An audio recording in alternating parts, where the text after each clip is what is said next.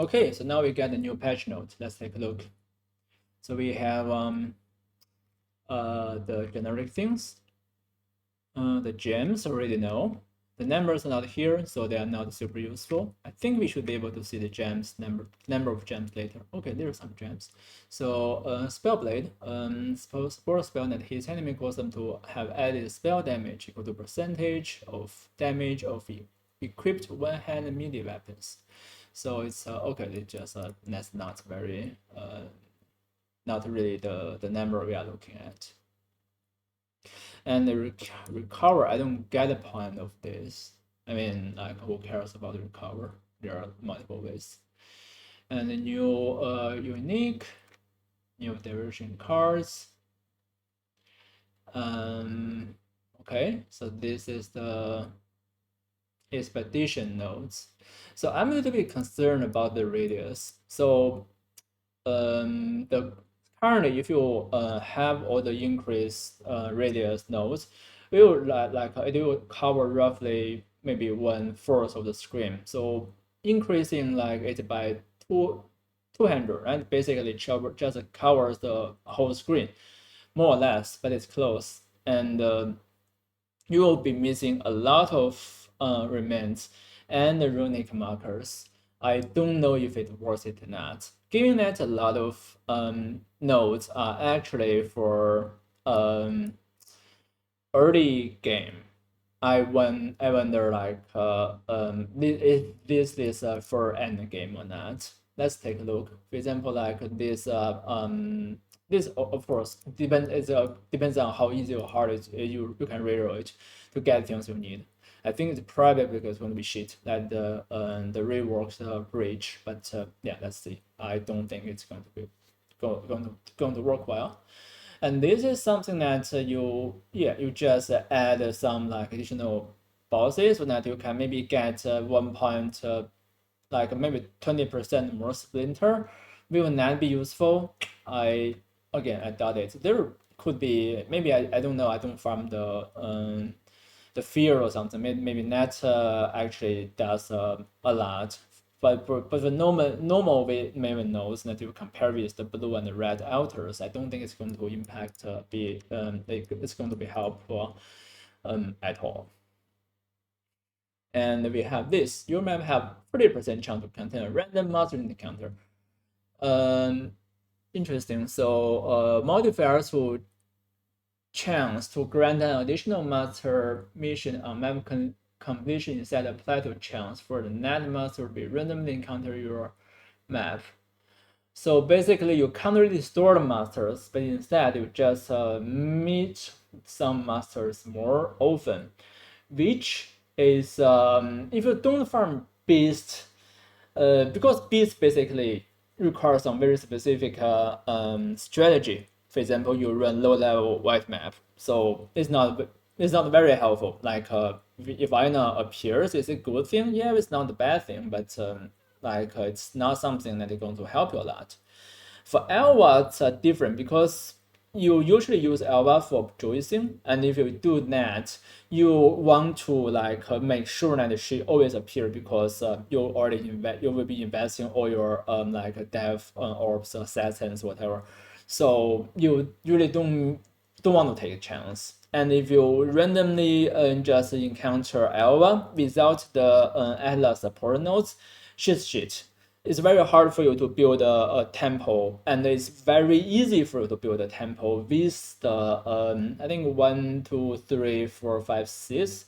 I forgot C7, but basically the chance to increase the level by 2 and changing the tempo also give one level upgrading. So these two nodes are very important. And maybe if you want to take this node, you will also take all the the Alpha nodes I mentioned. For the duration or 3 or 4 encounters, that is kind of something that doesn't provide that much of value if you are going for the tempo approach, which just give you maybe 100 kills per 4 maps. So not great, but still pretty decent if you are not juicing your maps at all. For Nico is it's always sort of useless. And for if you don't run it, and if you do run it, the scraps are super cheap, so still doesn't matter that much. And for the June, all the encounters, again, so I still, I'm trying to figure out how that works. So I don't really know, like how good that is, but basically, again, without the, but basically for this start is really good because you can get all the vaal things as soon as possible. You always want to have the elemental plus chaos resistance be there ready for you, and the either the added the projectile gem level, AOE gem level, and for some builds the trigger socket, these kind of things. So it's good to have it lead start. So I don't know, maybe take this and the Alva thing and spec to Alva will help a little bit. So it's not terrible. I think it's in the middle of the starting point, which is something that you can consider league start. And for Cassie, this is it is in your map. Okay, so this is in your map, and also in your map. It's basically useless, and you can deal with the encounter if your build is good at it anyway. And you can't do it. Yes, you can like do it in your map and get some like bulleted maps, and then forward just sell like a 5k chaos or like sell them on TFT. Now I don't think that's good enough. So, but we can see maybe more people are trying this thing out. Maybe there will be more supply for the bladed maps. But I would say that TFT will like be the party who's going to like gain more instead of normal players. And Torment, I honestly don't know. Like I never really take any like a shrine node, this kind of thing to empower you even early game, because I always try to play a build that can carry you through all the way to red maps. Because why not? Why you would invest your like pressure at that point in like buffing yourself if you it's very easy for you to find a build that's good enough to use, so that you don't need such help. And for this, like, yeah, I just, again, I don't know, maybe like some good for some meme build, but nah, not my thing. And for like beyond portal, your map cannot spur unique, well, this is a little bit of bummer. And beyond portals have 50 less margin radius. What does that mean? This means you'll see like more small beyond things. Beyond is just too big for now.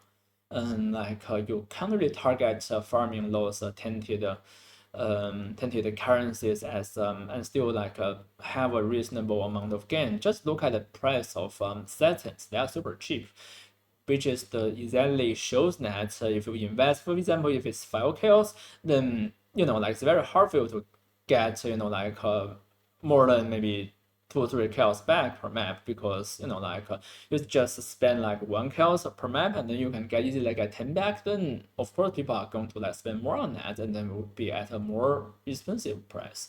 So nah, it's not going to be good. Just this is really disappointing. And for favors at ritual, altering your map randomly cost between 90%. Oh wow, this is bad. I mean, like seriously. So, but in general, it will cost a little bit less at 95%. So, which is at a large number scale, it's going to be like a 5% of decrease of the cost. But that's not how it's going to work anyway, because it's kind of like if you meet the threshold, it works. If not, it's not. So basically, this is something that allows you either to take the item or reroll. If it's like a lot more, then you can just you have to defer them, and then you will reduce some like reroll chances even. And because nodes only give you twice the chance to reroll, and even with the node, so that means that even like it's 90% less, then you can take a lot of red trash. With like 3 rerolls, but that's it. But no, you always want more rerolls. So this is not good. And also we have the combination of cannot reroll favors that Rachel alters, and that list is really bad. But we can have like 100% more tributes. Basically, you don't reroll, and compare with the others is that you either like D4 or you take all. And considering that all of the 95% of the time, like the Rachel gives you really bad choices, so no, Rachel is going to be bad. And if you are thinking that it's going to be so last time about the bridge, if you thought it could be good because you didn't know number of the odds that the like the bridge stones that drop, so probably it could be good, but this you know this is going to be bad. Unless they buff like Rachel, it's ninja buff, which is never going to happen. So I would encourage you to try this out because I know it's definitely not going to work. I hope some stream like content makers are going to encourage people saying that, hey, this is really is crazy. Let's just take it, so that like there will be fewer people to compete you in other contents. Okay. And okay, that's it. That's the ritual was probably the thing that I was looking for the most. And yeah, it's really a man. And for like these nodes, and we already see in the teaser. I think the use case is probably going to be you scale, you give the you spec into getting the mirror odds, and that's it. Because there are, I forgot the numbers, the types of numbers, but maybe like 10-ish types of delivering rewards, and only like 2 of them are actually useful. Even the currency is bad, so most of them are bad. And normally you get like 3. I mean, if you play a really bad build and a really bad map layout, you have like, at least like 4 rewards. And if you play like if you increase it by 8, I would argue that you will have like more value than the possibility of getting the delirium orb. So I'm not a big fan of it. I know some people are hyped about it. So yeah, go ahead and take it. I mean, if I go, I'm still trying to decide a blight or expedition as my starting strategy. If I go with a blight, maybe I'll take these nodes. But I honestly don't think it's going to work like very well with the the game, unless there's some like very specific strategy around it. But I doubt so. So Legion is definitely bad. So if you can't do Legion, your build is not good for Legion. For example, my build isn't. Then like yeah, this can actually allow me to do something. But what do I do? So like I spec all the thing because I'm running a bad build that is bad Legion. So I spec everything, all the Legion builds with this one. It just doesn't make sense. Why would I do that, right?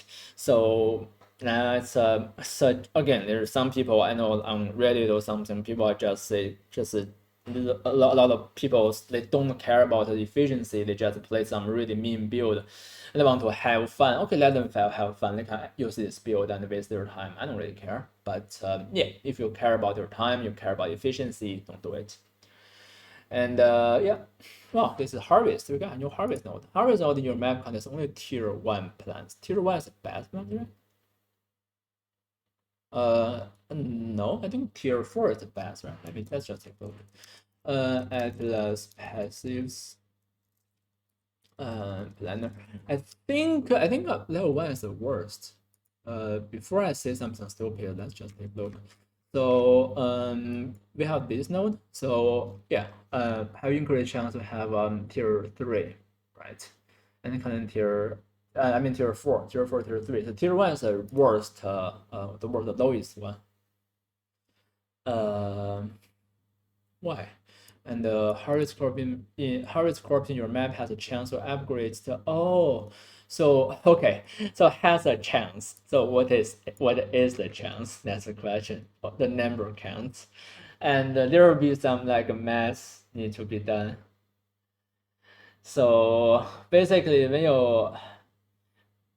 you don't know it, you randomly pick it and hope that it gives you. So basically, saying that if it's like a red tier 3 and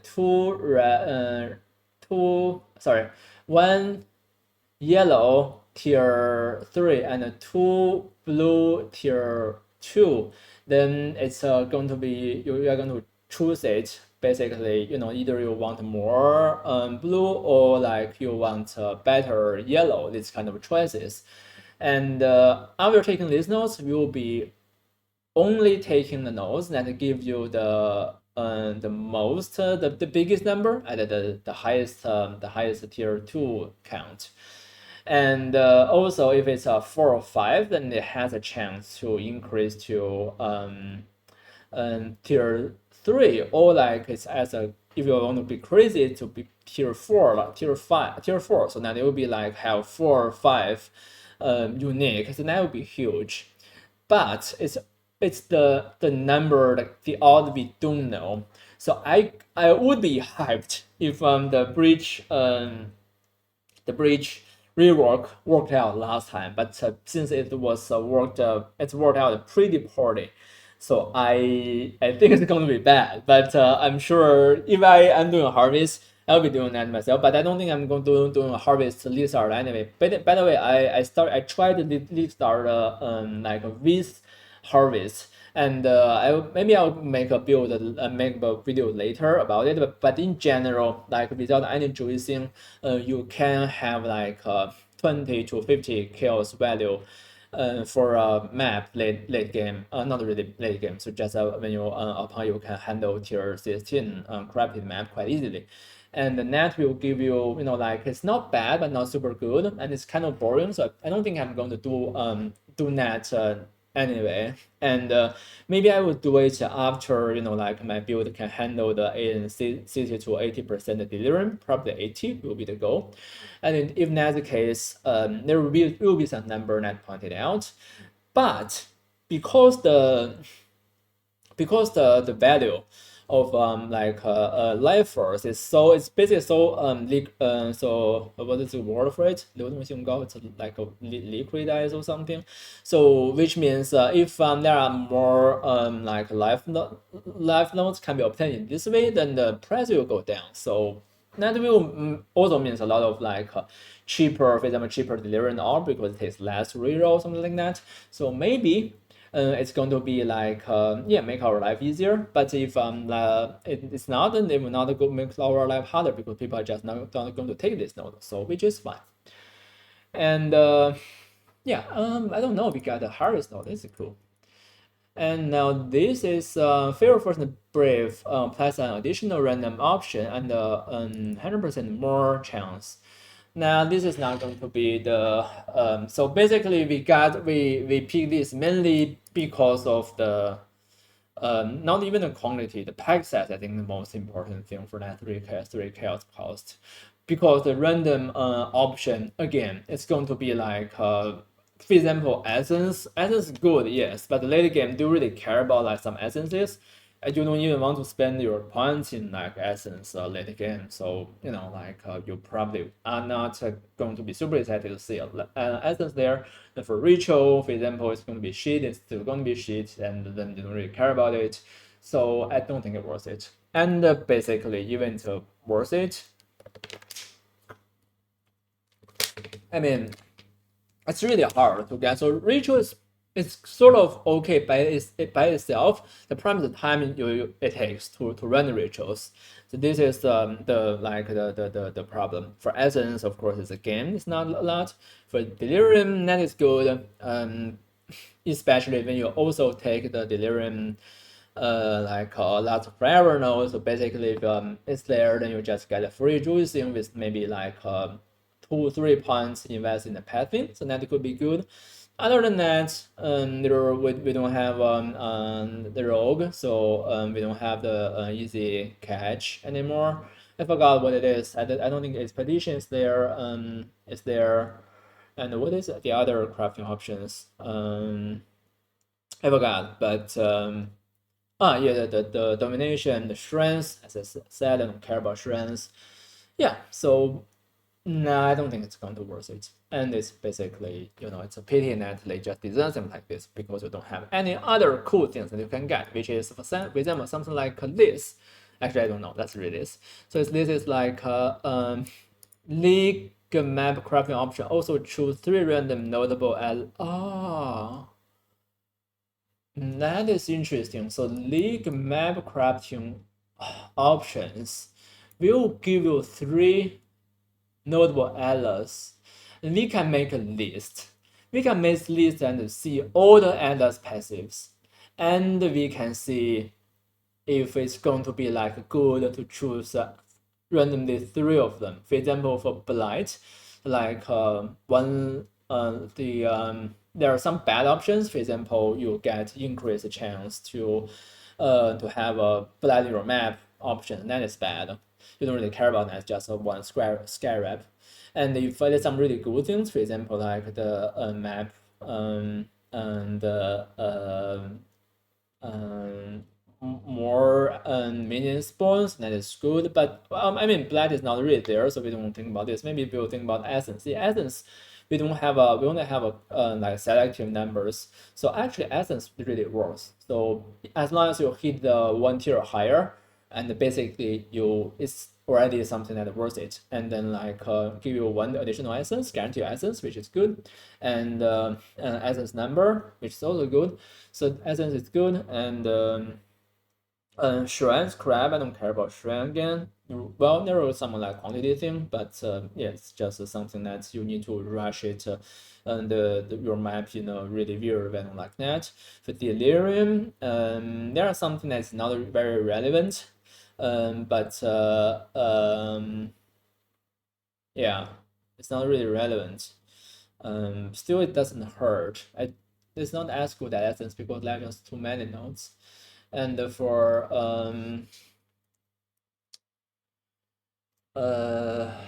what else? Ritual. For ritual, I haven't tested all the nodes, but the ritual nodes also seem to be bad. But that's interesting. Maybe it's some legal good lead start strategy.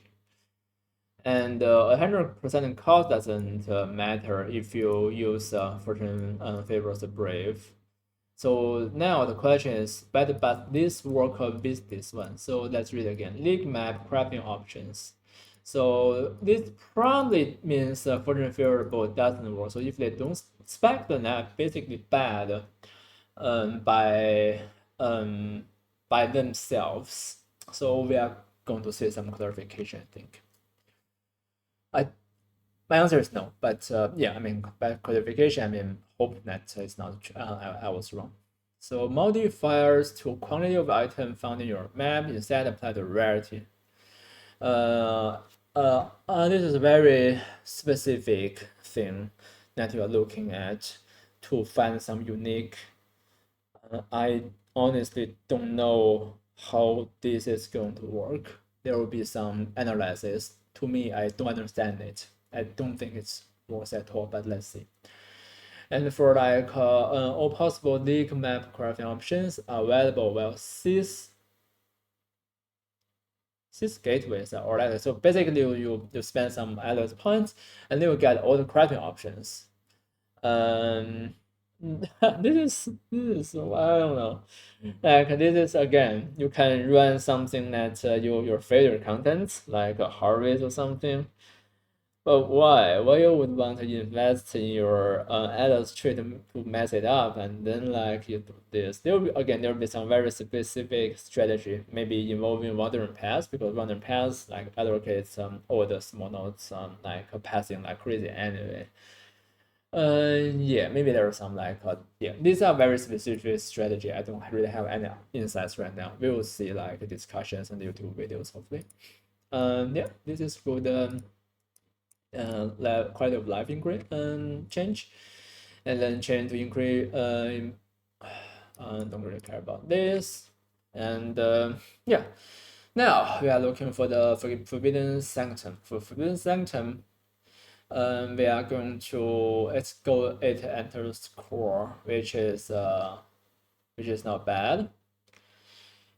Okay, I think I will finish this part and yeah. So this is basically the general the Atlas passive nodes. I'll talk about the next part in the next video.